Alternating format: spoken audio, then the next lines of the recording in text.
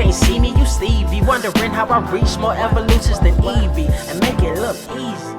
What is up, Earth's mightiest subscribers? It's Blerd without fear. Welcome back to the channel. All right, today's video, I'm gonna be talking about Wolverine number 34 by Benjamin Percy and Juan Jose Rip. This issue introduces what I feel is the most compelling argument for the end of Beast as we know him right now. And I mean the X-Force version of Beast, the one that's been running around on the island and now off the island, killing indiscriminately, creating whole clones of himself, experimenting on humans, mutants, and aliens alike, using the telephoronics that he got from Terra Verde, the plant-based technology that's very similar to Krakoan technology. Yes, he has been using that on pretty much everyone and is still using it to this day. He's even created Last of Us style clicker zombie protocols within himself that if he's ever killed, he literally turns into a clicker. He even made his own version of the damn Death Star. That is how wild and out of pocket Beast has been as of late. He has done all manner of boy shit, and I gotta admit, the more he does, the more I love him for it. But the thing that I think no one is really focusing on here, and it's the fact that he has created what is referred to as the Weapons of X program. It's his own version of X-Force, complete with blackjack and hookers. He has created clones of himself to help him run the operation, which as of the previous issue of Wolverine, he had killed all of them and seemingly was going to make more. We haven't seen those clones yet, but we do know he has an army of Wolverines whose minds have been locked in a more primal state. This is something we've seen him do over the course of the past several issues, where he was using Wolverine himself as a weapon. After Wolverine having been captured by the auction house, we saw that Beast had bid on Wolverine and the opportunity to kill him and then take the body with him. When Wolverine was killed, he had Wolverine brought back to life via the resurrection protocols, but didn't allow Hope Summers to reimplant Wolverine's memories back into his body. Therefore, he was just a husk, just a mindless drone. Beast has done something very similar with these clones. These clones don't have all the memories or their mind or anything of that nature. All they have is just the barest, faintest idea that they have power, that they have abilities, and how to use them, albeit like a ravenous monster. And there's something that Beast says in this issue that honestly is something that the second he said it, I knew it was over for him. When Beast sends Wolverine an invitation to parlay after the events of the previous issue, when Jeff Bannister was attempting to lead an airstrike against Beast and his Krakoan Megazord, Wolverine and Maverick got caught in the crossfire. And when Jeff and Wolverine had met up to parlay themselves, and Wolverine revealed that Jeff was after the wrong Wolverine, because once again, Jeff knows about the Wolverine clones, and so too does the United States military. So they saw Wolverine and decided to attack. But while all that was going on, Beast, using his Krakoan Megazord, had created a whirlpool that had sucked Jeff Bannister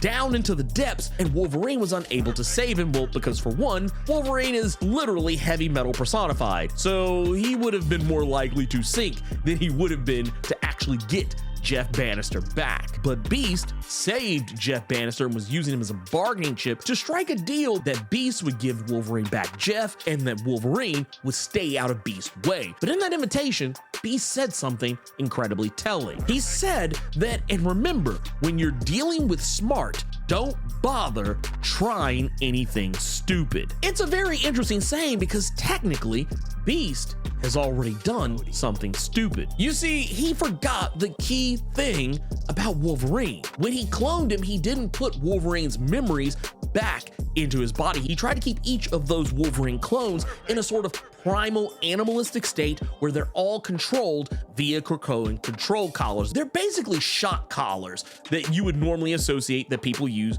in dog training, only on a much higher level. But the thing Maverick discovers about these Wolverine clones, of which they have captured 2 by the time of this issue, is that, well, yes, they are primal, they are animalistic, and they're not incredibly bright. The healing factor that Wolverine is famous for, that they also have, is starting to undo that primal nature. These Wolverine clones originally didn't talk because they didn't know how. All they knew how to do was emote and roar, and now they're actually speaking. But what's more telling is that they're also starting to say things that are very Wolverine. Yeah, sure, the first few words we hear them say are out or let out and kill and you. They speak in very broken one-word sentences that technically are meant to be one whole sentence, but then they start saying bub.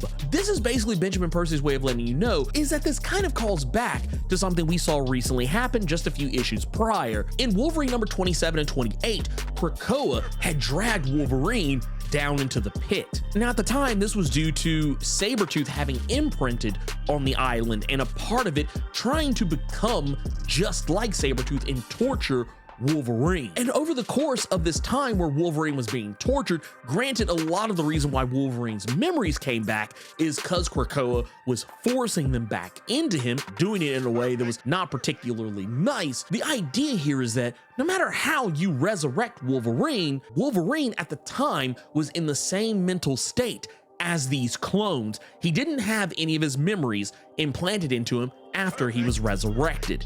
He was a blank slate and just a primal, animalistic monster. And Krakoa was in a roundabout way able to put those memories back into him. Now granted, it wasn't the healing factor that so much did it in this case, but the idea that Wolverine's healing factor could potentially heal any brain damage or any learning capacities that Beast may have taken away from these Wolverine clones. The idea that Beast overlooked that is a reminder that Beast, while he is definitely one of the smartest people in all of the Marvel Comics universe, this is nothing if not a case for being incredibly intelligent does not make you incredibly wise. Beast has become arrogant and his arrogance is about to backfire because, as Maverick points out in this issue, that all of the Wolverines Beast is surrounding himself with, and mind you, he's surrounding himself with these because he learned that the clones of himself who have intelligence, who are just as smart as he is, will all eventually turn on him. He believes that these Wolverines are under his control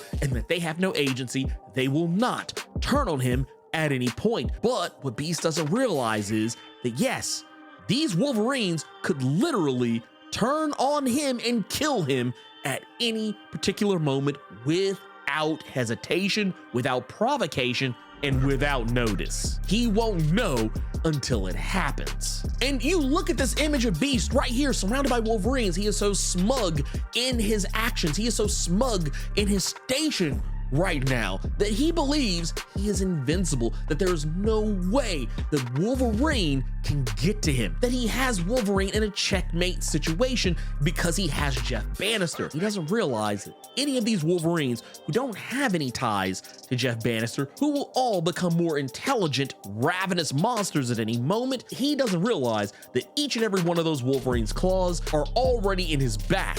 He just doesn't know it yet. I love what Benjamin Percy is setting up here because once again, it's one of those deals where Wolverine, the series, has basically given us all the hints and teases of how a lot of these things that Beast has been doing can be undone. And while some of them I've been able to suss out myself, there are others like this in particular that I didn't even think about. And I love the idea of what Benjamin Percy is doing here, taking the story and just really laying the breadcrumbs out there and just going wild with it. By the time we get to Wolverine number 35, I wouldn't be surprised if we get to that issue, and by the time Wolverine and Maverick are able to get to Beast, if he's not already dead. Though honestly, I would much prefer to see it all play out. Anyway, that's everything I want to talk about with Wolverine number 34. If you enjoyed this video, do the YouTube thing, like, share, comment, subscribe, and make sure to tap that notification bell so you don't miss out on any of the videos I put out. Thank you so much for taking the time to watch this video, and until next time, let me know what you thought about Wolverine number 34. Keep it plus ultra and sound off in the comments.